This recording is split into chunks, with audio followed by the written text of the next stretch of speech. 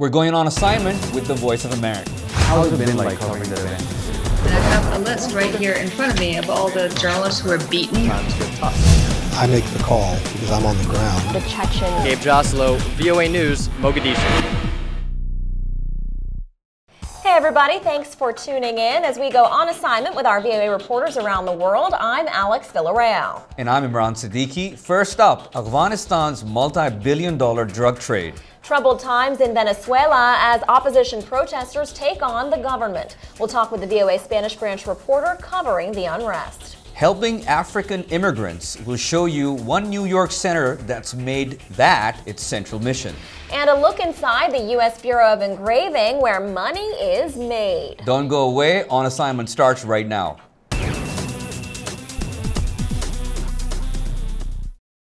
In Afghanistan, more land is under poppy cultivation now than more than a decade ago under the Taliban. From these poppies, Afghanistan produced close to 90% of the world's opium in 2013. VOA's Kokab Farshori has been following this, and we sat down to talk about why Afghanistan's illegal drug trade is still going strong. Let's roll it. So I think the first question when we look at this story is why Afghanistan? Why is Afghanistan responsible for so much of the world's opium? Afghanistan is so fertile in terms of growing poppy. Farmers do not have financially attractive alternative means of farming. So naturally, growing poppy, growing opium pays off, and they continue to grow it. It continues to get big markets especially in rich countries. And as long as drugs that are produced in Afghanistan get access or get their buyers in the rich countries, farmers there will always find it financially attractive to grow. And that's why today Afghanistan is about 90% of the poppy growing country. Who's to blame for the surge in poppy growing and opium production? Demand will always encourage the supply. As long as there is demand, there will be supply from somewhere. Today it's Afghanistan, tomorrow it may be some other country. But demand is the real big problem. And as long as there is demand, especially in the rich countries, there will be supply from poor countries like Afghanistan. So I think authorities and governments in these countries need to do something to come hard on the demand side so that the supply gets discouraged. And then of course, I'm not saying that if they totally control the demand here, there'll be no supply from those countries, because now drug gets used even within the region, within Afghanistan, Pakistan area. But I think the biggest attraction for Afghanistan is to sell drugs to rich clients. So what is the world doing? What are the actions that we've seen taking place? Whatever efforts are being made, for example, yes, traffickers are being punished, farmers are being offered alternative means of farming, drug labs are being destroyed, but more needs to be done. Everything needs to be beefed up that's being done right now. Now you mentioned the Taliban. What kind of relationship do we see between the drug production and sales and the growth or the strength of the Taliban and other insurgents? The Taliban, when they were in power in 1996, from 1996 to 2001, essentially, the poppy cultivation was brought down drastically. In fact, some experts claim that it was almost eliminated, but then it came back. Even during the Taliban time, I'm told by some experts here in Washington, because the farmers, for them, it was their livelihood. And Taliban had realized at that point that they cannot remain popular with the Afghan population if they come so hard on the poppy cultivation. What do we see in terms of demand within the region itself, within Afghanistan, within Pakistan, and other neighboring countries? The situation is getting horrible. Now, even within Pakistan and Afghanistan, the drug demand is increasing. Heroin addicts are increasing in number. There was a time when we only saw male drug addicts, but alarmingly now we saw women, including pregnant women, and even teenage kids, which is so alarming. What surprised you personally doing this story? Anything? I mean, the fact that now even women are getting addicted to this, and including pregnant women, in conservative societies like Pakistan and Afghanistan, I mean, you will not even you will not find women smoking openly on streets, but they get hooked on drugs. And then, of course, despite so much efforts from the international community, even though when it's compared to the kind of supply that we see from Afghanistan, the efforts kind of look small, we still see a lot of efforts, especially from the United States. This problem is just growing. So what surprised me was what else the international community needs to do to tackle this issue. All right, and again, that was VOA's Kokab Farshori. Drug traffickers have made billions of dollars globally from the sale of Afghan opiates. And speaking to the importance of these outside countries, 90% of those profits are made outside Afghanistan. Time for a break. On the other side, Ukraine isn't the only country making headlines for anti-government protests. When we come back, we talk Venezuela. You're watching On Assignment.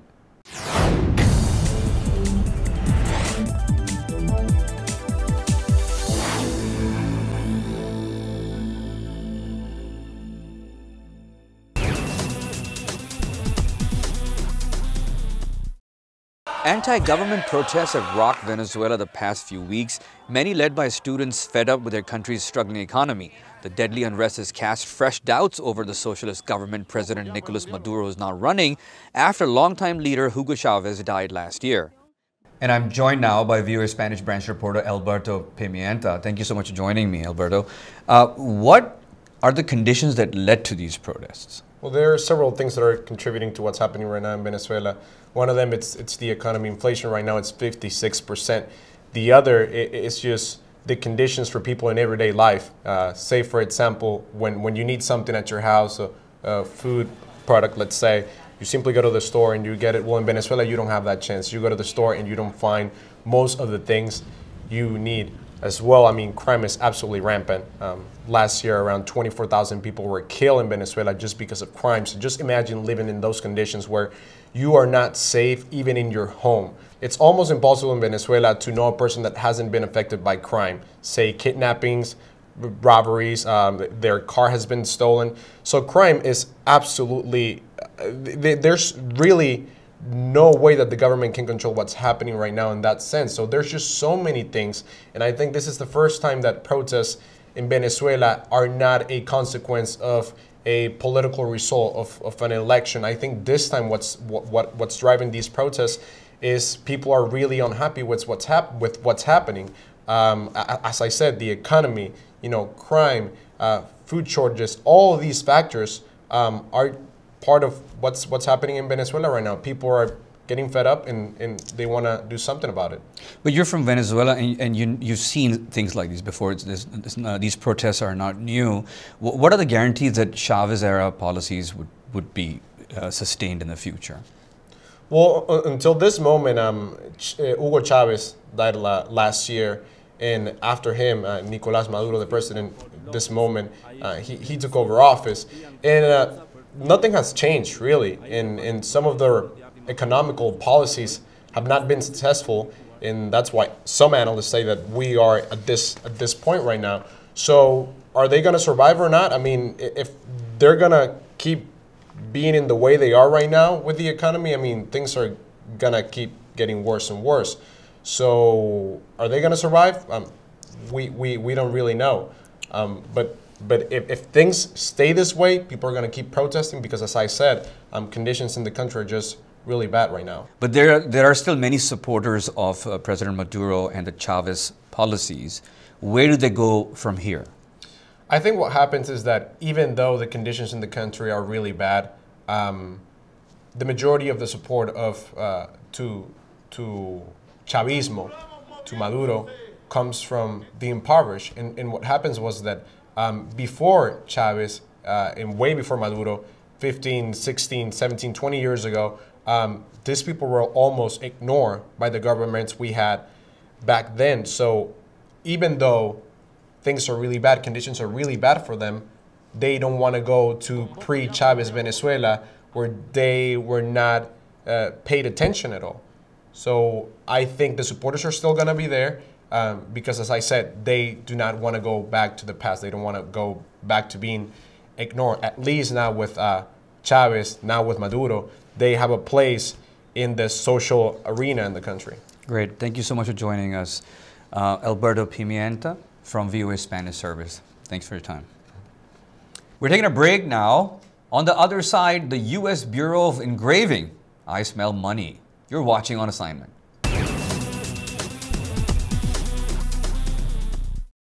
The U.S. dollar is the world's leading reserve currency, so it's important, of course, to ensure the money is trustworthy and distinctive. And that's the job of the government agency that has been printing American banknotes for more than 150 years. VOA's Julie Tabo went to the U.S. Bureau of Engraving and Printing to see firsthand how money is made. She talked with On Assignment's Rebecca Ward about what she learned.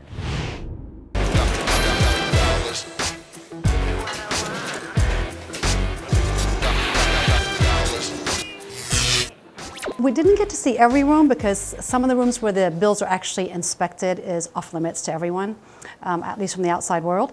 But what struck me immediately upon getting there, the first room, was kind of quiet. There were a few machines going, so it was more sedate than I thought it would be. It is obviously very high security areas that they have to be in. They're handling money at pretty much every stage. But everything is also very mechanized. So even though there are some elements that remain from years back, 150 years or more, a lot of that obviously negates having to have a lot of people on the job. Bureau Director Larry Felix says creating a United States banknote from start to finish is a very complex process. It looks like ink on paper. And it is ink on paper. But there are extraordinary amount of systems that are on that banknote. During the first stage of printing, the background color is applied.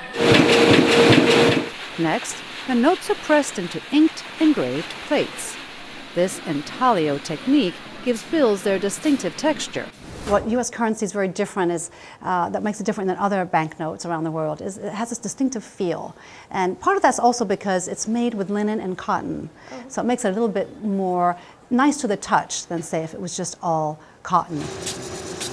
Also, with the new $100 bill, that's an example of where they've used new technology to incorporate security features that make it even harder for counterfeiters. Let's talk about that $100 bill, though, because a few years ago they did change, like Jackson is all of a sudden a little bit bigger than he used to be on the bill. But the $100 bill looks really different, has a yellow color, which is I've never seen before.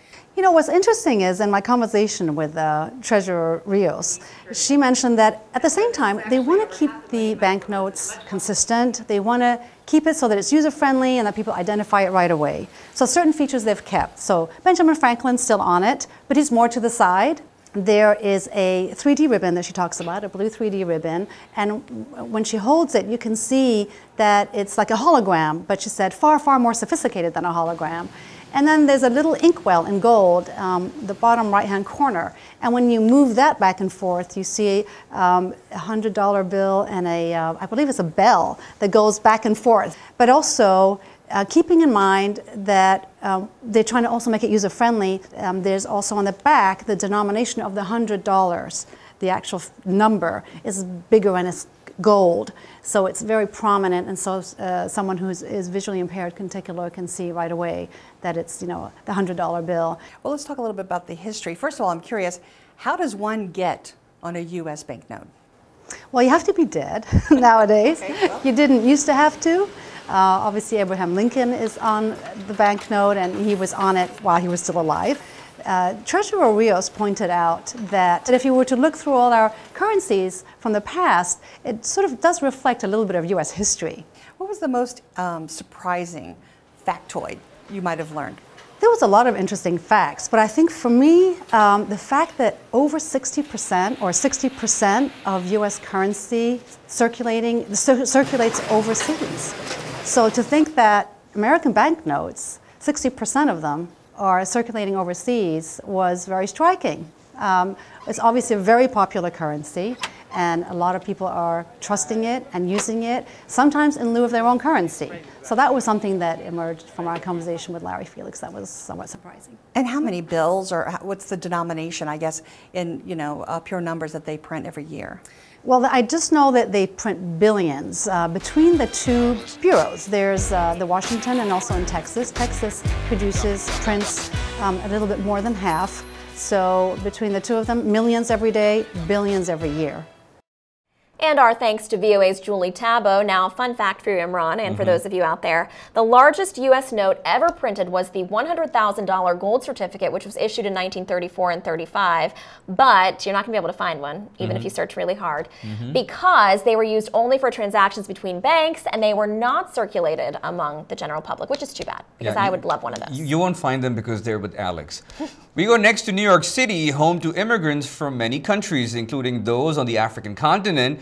And in the area known as Harlem, there is a center dedicated to the medical and other needs of the African diaspora, such as HIV testing and treatment. Now, HIV can be a shameful topic among Africans, but the nonprofit African Services Committee works to dispel this stigma and get people the help they need. VOA's Adam Phillips went to the center and he shared his experience with me. Let's go ahead and start with part of his report. More than 12,000 clients took advantage of African Service Committee's free or low-cost services last year. The group was founded in 1981 by Ethiopian refugee Asfaha Hadera. He says there were no services geared to New York's African diaspora at the time. It has become a response to their need. As a result, this has become the place where they come and share their experiences. ASC now offers HIV outreach, education, and testing. They also have now opened up sort of branch clinics, five of them in Ethiopia. And that's an amazing way that he feels that some of the American values and largesse that he gained here in America, he can give back to his own country. Right. Tell us about how that happened, how he was able to expand into Ethiopia. He did it with a small grant and a big dream.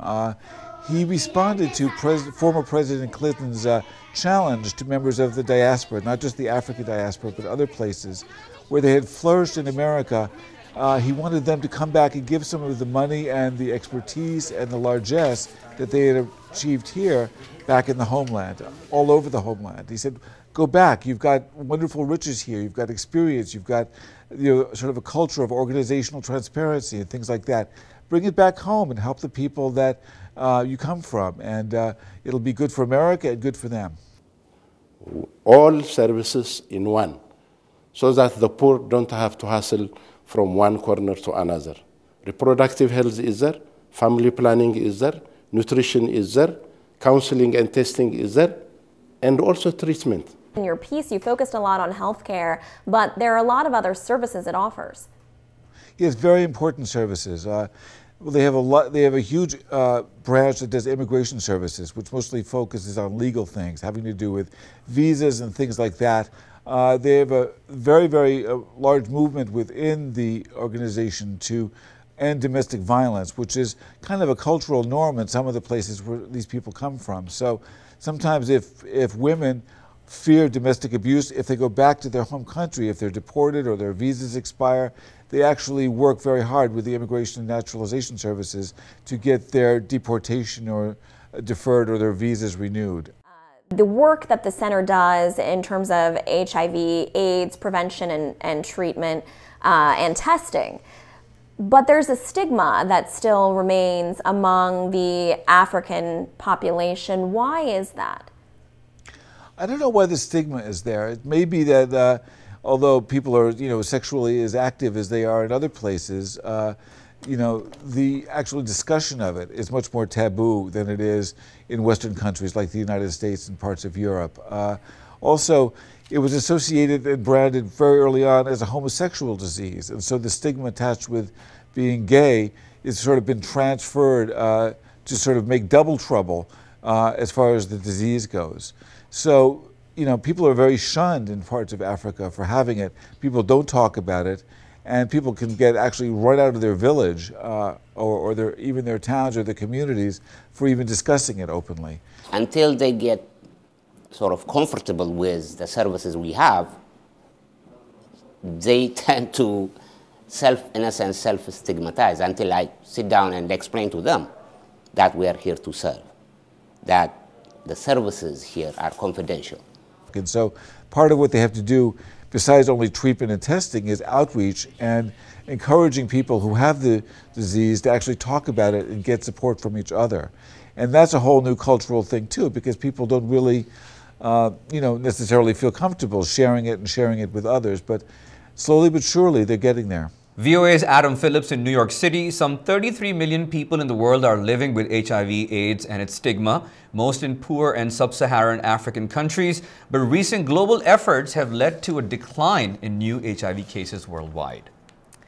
Well, now to a little music history. When the first blues recordings appeared in the 1920s, women singers like Bessie Smith were the stars. Now, since then, men have come to dominate the blues scene, but you can't count women out just yet. Of course, because women rock. The talents of blues-performing women were clearly on display at a recent event in Memphis, Tennessee. VOA's Greg Flakus took his camera to check it out.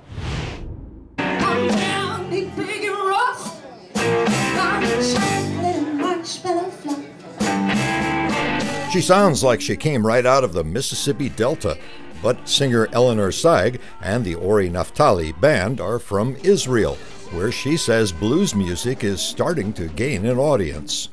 The Jewish people have a lot to sing the blues about. She and the band members now live in Memphis, and they came here to the Center for Southern Folklore to perform at the Women in Blues Showcase.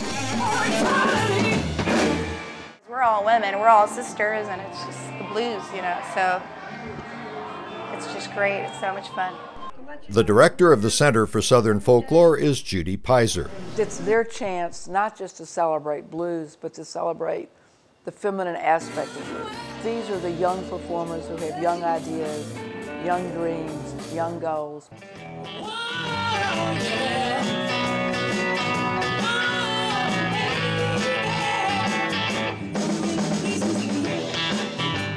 But event organizer Michelle Seidman says she and co-organizer Terry Robbins want to counter the resistance they say exists to booking women in clubs and festivals. We often have to fight harder to get the same respect of the guys, so we have to bring it. We have to bring it harder. We have to bring in more. We bring in every bit of fire, passion, and soul we've got. Robbins says women have a lot to offer to blues music. They bring guts, like deep-rooted soul, passion, I think. An example of that is Lady Rose, who came to the showcase from the eastern U.S. state of Maryland.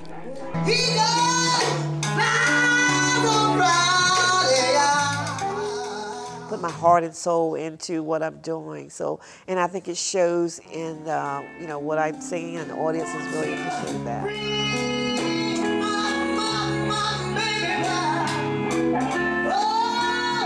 She says her biggest reward comes from fans who tell her she made them cry. It really makes you feel good that you can touch someone.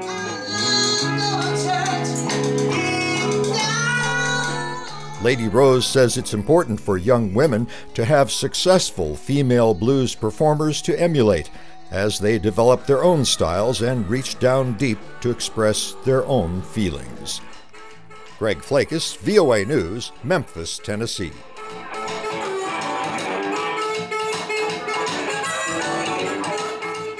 Well, sadly, we're singing the blues now too as we say goodbye to another episode of our program. But never fear, On Assignment is back next week with a brand new show. Exactly, and something you won't want to miss in that show, a VOA Afghan reporter sits down with the senior senator from Arizona, John McCain, to talk about the U.S. role in Afghanistan. Look for that story next week and follow On Assignment anytime on the web at voanews.com, Facebook and YouTube. We also want to give a shout out to our viewers watching our show on stations such as B92 TV in Serbia and Sky TV in Liberia. As always, thanks so much for watching and check us out next week.